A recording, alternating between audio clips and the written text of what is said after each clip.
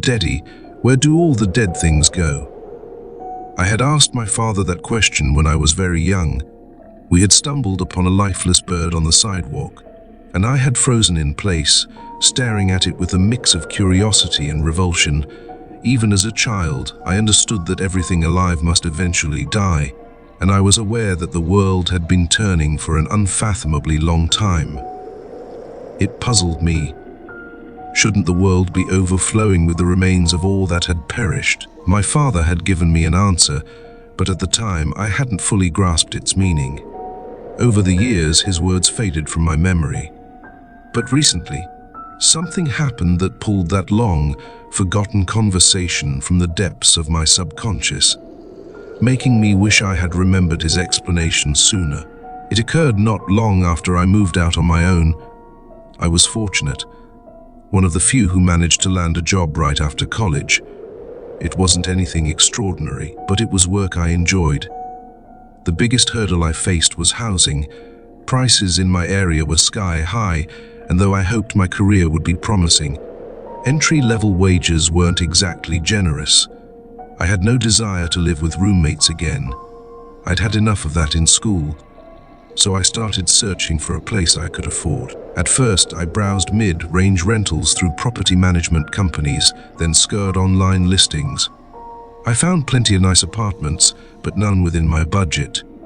Finally, in desperation, I turned to the Mountain Trader, a weekly classified ads paper that had been my town's version of Craigslist before the internet and was still going strong. That's where I found it for rent cabin, 1 bedroom, 1 bath, Darther 58 month. Ordinarily, a price that low would have raised red flags since it was far below the local average. But the address in the ad gave me some insight. It was on the outskirts of town, near the old railroad tracks. That area was a patchwork of aging trailers and modest, one-story homes once occupied by mill workers, back before new regulations and cheaper Canadian softwoods forced most of the mills to shut down for good. The quality of the houses in that neighborhood was questionable, but over the years, many had been renovated and were far nicer inside than they appeared from the street. I called the number from the listing and was met with an eager landlord, seemingly desperate to rent the place out.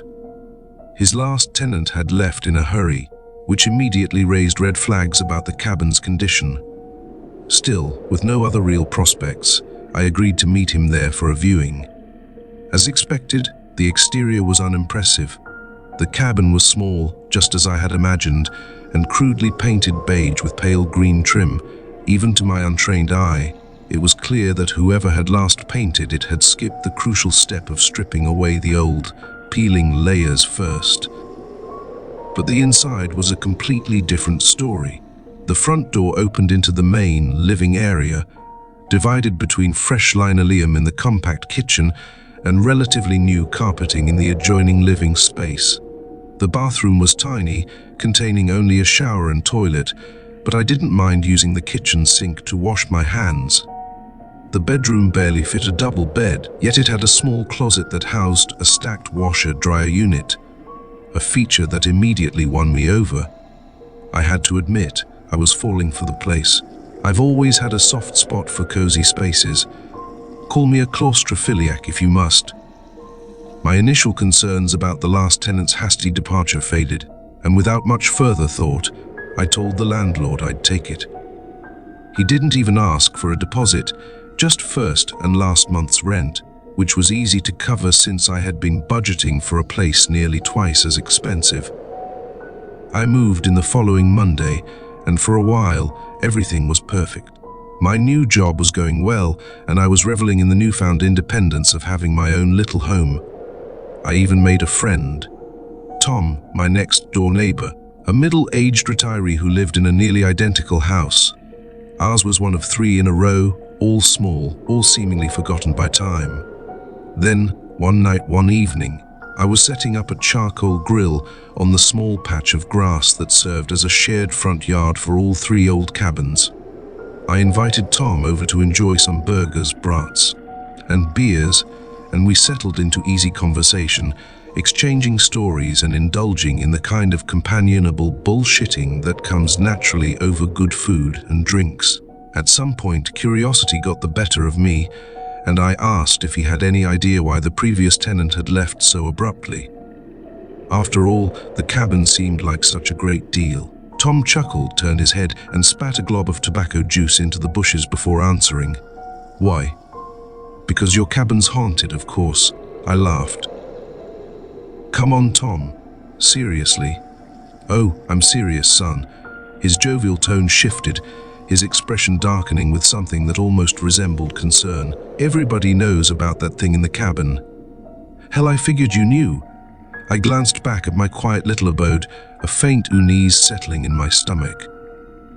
The cabin was old, sure, but I'd never really thought of a place that small as being haunted. Maybe because there was so little space for anything to hide in, I had never been one to believe in ghosts, but the idea still made me uncomfortable. Then I looked back at Tom and caught the mischievous glint in his eye, despite his serious expression. "Yeah, right. Funny stuff, you old bastard," I muttered, feigning a scowl. He erupted into a raspy laugh. "Had you there for a second, didn't I?" he crowed. "Hell if I know why the guy left," kept to himself. "I didn't even realize he was gone until the landlord came by to clear out his stuff and put up the for rent sign." I let the matter drop, and we moved on to other topics. Eventually, after a few hours and more beers than I probably should have had, I called it a night and stumbled back inside. The next morning, I woke up nursing a mild hangover. It wasn't until then that I was about to leave for work when I experienced the first undeniable sign that something was wrong in my new home. As I reached for the doorknob, I froze. Right in the middle of the door was what I can only describe as an oversized human eye. I stared at it in utter disbelief, my mind scrambling for an explanation. Had I somehow overlooked a strange decoration that came with the cabin? Maybe it was a trick of the light or some odd quirk of the paint. Then it blinked. Panic surged through me, and I stumbled backward so fast that I lost my footing on the slick new linoleum. My head smacked against a kitchen cabinet, sending a burst of stars across my vision. Groaning, I rubbed the back of my skull and struggled to sit up, my thoughts racing. When my vision finally cleared, I forced myself to look at the door again. Nothing. The plain white surface was smooth and unblemished, just as it had always been. I reached out and ran my fingertips over it, half expecting to feel something unnatural, but there was nothing. Just cool, solid wood. Letting out a slow breath, I tried to rationalize what had just happened. Maybe it was the lingering effects of my hangover, or maybe Tom's stupid ghost story had wormed its way into my subconscious and was playing tricks on me.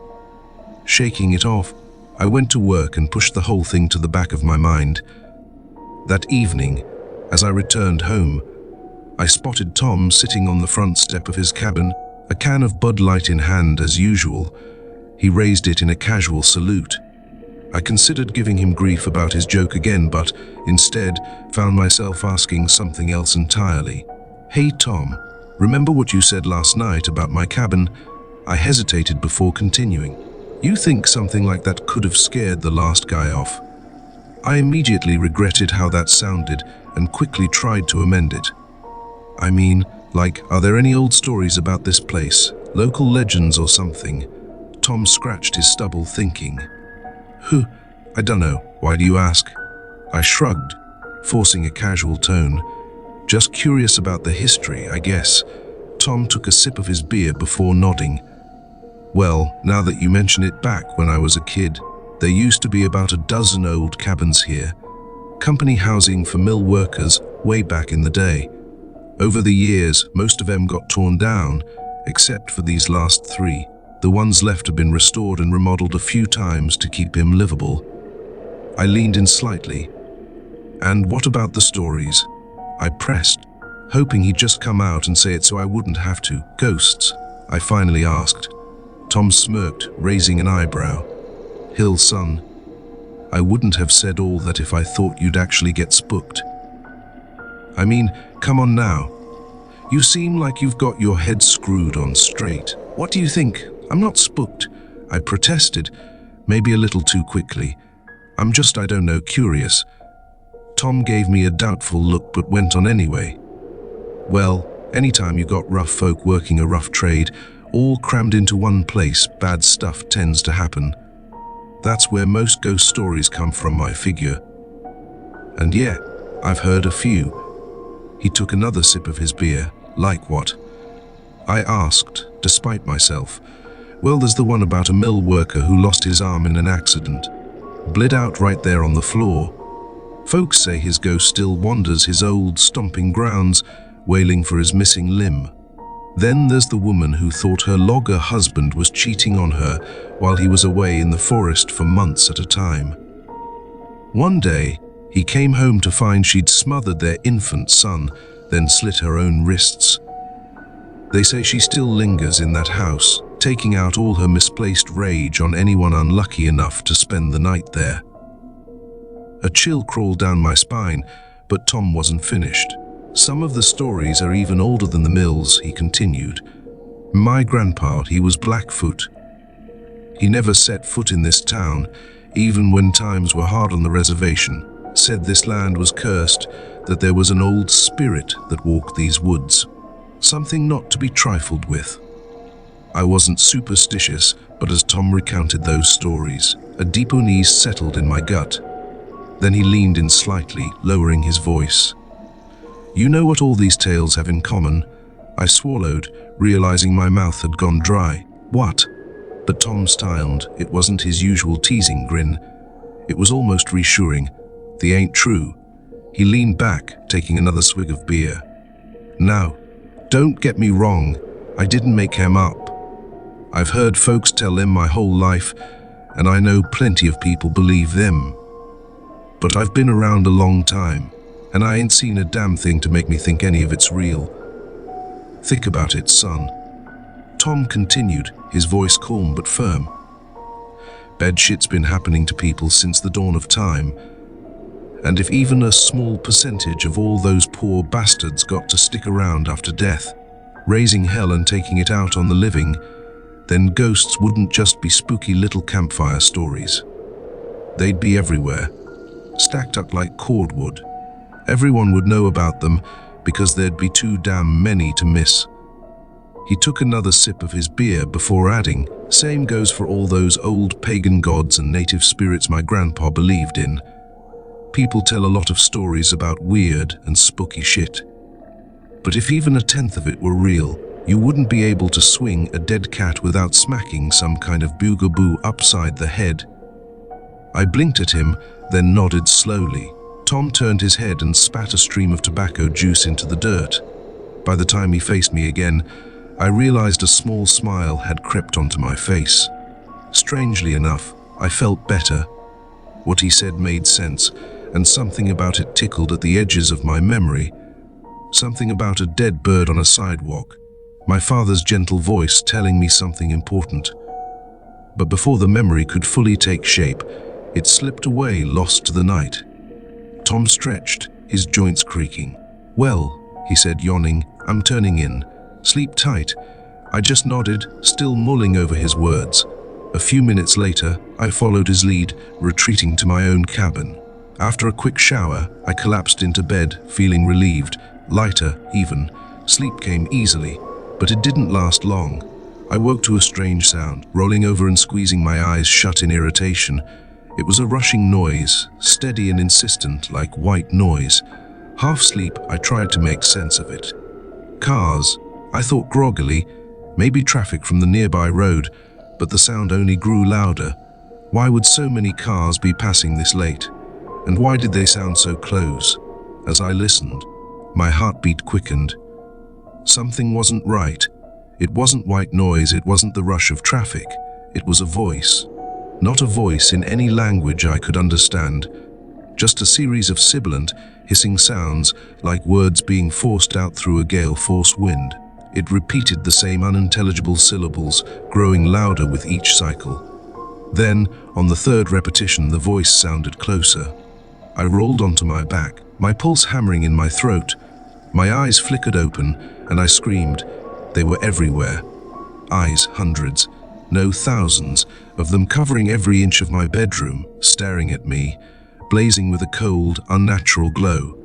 They filled the ceiling, the walls, even my bedroom door, pinning me in place with their piercing, lambent gaze. The voice rose to an unbearable howl, drowning out my own terrified cries, and then I understood.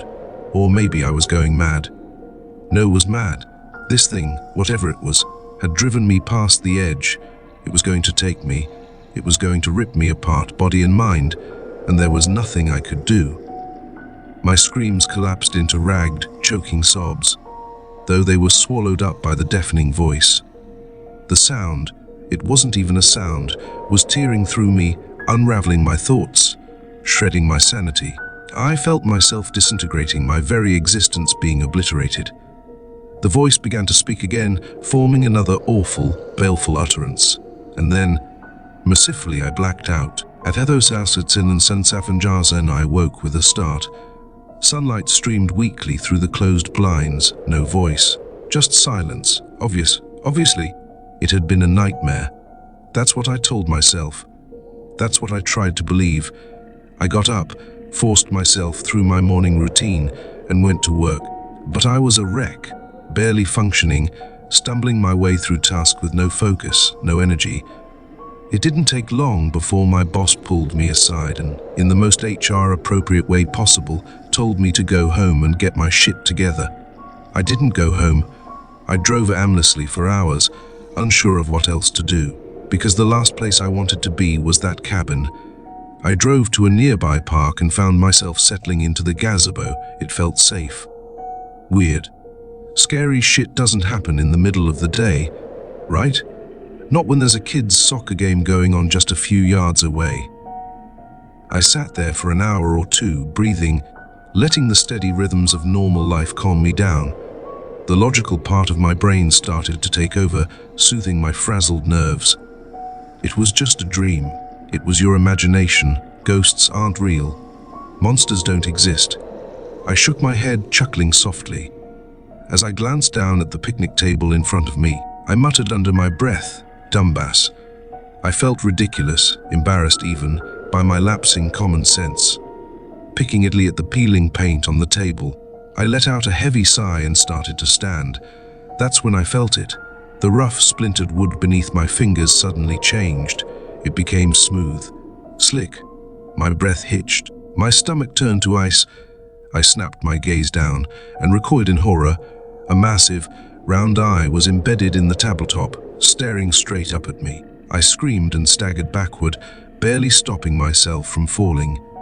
Then, all at once, dozens more eyes flicked open across the table's surface, every single one fixing its gaze on me. I choked on my own breath, stumbling away as the world around me snapped into sudden, sharp contrast. People in the park turned to stare, parents, kids, joggers. Their confused expressions told me everything I needed to know. They didn't see it. They couldn't see it. Ignoring the startled shouts and concerned voices, I bolted from my car. I had no plan, no idea where to go. I just drove, heart hammering, the awful realization sinking into my gut like a stone. It wasn't the cabin. It was me. Whatever this thing was, whatever was haunting me, it wasn't bound to a place. It was following me. It could reach me anywhere. With no real options left, I did the only thing I could think of. I went home. Tom's cabin was dark when I knocked, and for once he wasn't there. Not that it would have mattered. Either I had completely lost my mind, or something was coming for me, no matter where I went. I stepped inside, but even with my growing sense of fatalism and despair, I couldn't bring myself to go back into my bedroom. Instead, I slid down onto the kitchen floor, my back pressing against the cold, hard surface of the refrigerator. My whole body was wound tight, every muscle coiled with tension. I was afraid, out of my mind with terror, even though I had no hope of escaping whatever this thing intended to do to me. My eyes darted around the room, searching for movement, for shadows, for anything. I had no idea how long I sat there, teetering on the edge of sanity. No idea how exhaustion managed to pull me under. but somehow I fell asleep. A sound woke me. Footsteps, soft, deliberate footsteps on the kitchen floor. My breath hitched. The kitchen was dark, but the moonlight through the window cast enough of a glow for me to see. I swallowed hard and slowly lifted my eyes. And there she was, a nightmare in human form. A dark, twisted figure loomed before me, a woman, or what was left of one. Her flesh was corpse-grey, stretched taut over angular bones. She wore tattered rags that clung to her form like funeral shrouds, and fresh blood dripped from her hands, staining the floor beneath her. I wanted to scream. I wanted to move, but then, as if the horror of her presence wasn't enough, I saw them, on the door, on the walls, surrounding her, dozens of those terrible, glowing eyes snapped open all at once. The woman took a jerky, unnatural step toward me, and I pressed myself back hard against the refrigerator, my limbs frozen with terror. "You did this." Her voice was a rasp, dry and cracked, but it chilled me to the bone. She raised her arms, revealing long, deep slashes across her wrists, wounds that still bled, dark and fresh. Her rotting face twisted as she turned her gaze fully on me. The eyes in the walls followed. "No," I whimpered, my mind racing. Tom's story. The wife who had killed herself. Was this her? "It wasn't me," I choked out. "You made me kill our baby," she shrieked. Her mouth stretched impossibly wide as the accusation tore from her throat. The eyes burned into me. I felt their weight, their judgment. "No," I screamed. "The eyes, your eyes." I never finished the sentence, because the voice cut me off. Not her voice. Not the rasping wail of the corpse woman, but the voice from the night before, the one that had shattered my mind, the one that was speaking again. I doubled over in agony as the voice crashed through me like a tidal wave of sound. It felt like it was tearing me apart from the inside, rattling my skull, shattering every thought in my head. The cadaverous woman loomed over me, but then, suddenly, her head snapped up. Her decayed mouth gaped wide, splitting her desiccated lips. But even through my terror, I realized something. She wasn't speaking. Her mouth didn't match the monstrous syllables reverberating through the air. The sound wasn't coming from her. She turned sharply, her tattered rag shifting as she spun toward the wall of eyes. And then she stepped back, as if startled. The walls split open, not metaphorically, not in some dreamlike abstraction.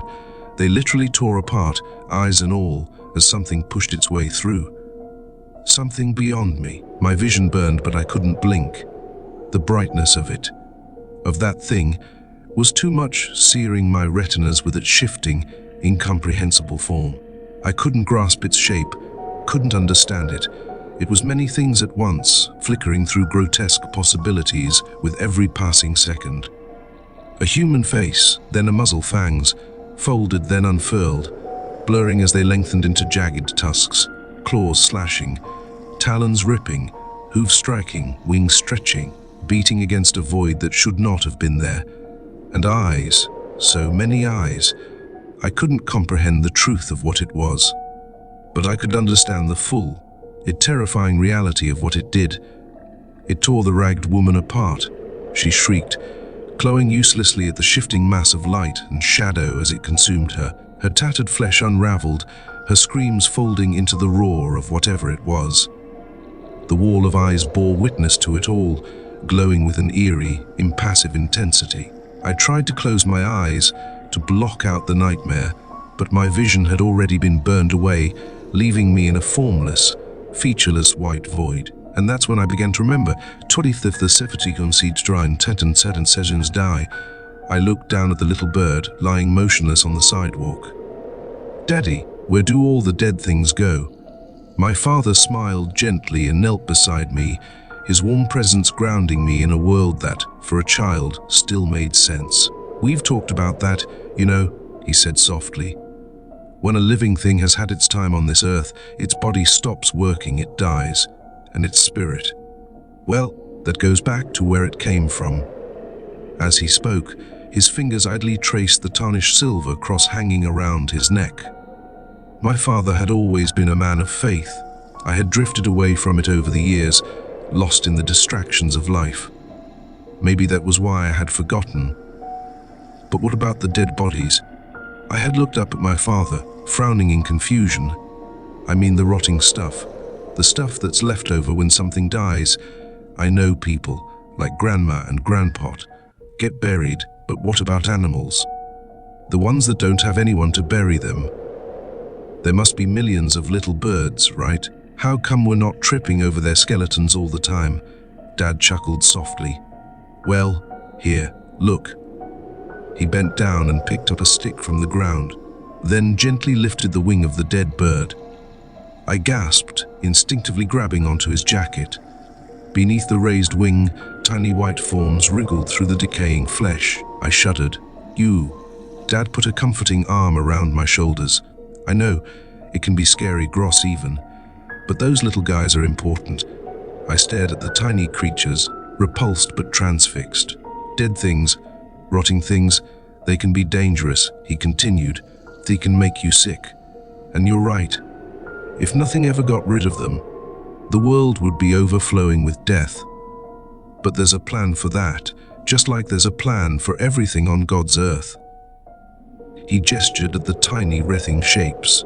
These little guys, and others like them big and small, they clear away the dead. They return everything to where it came from. Did I fully understand?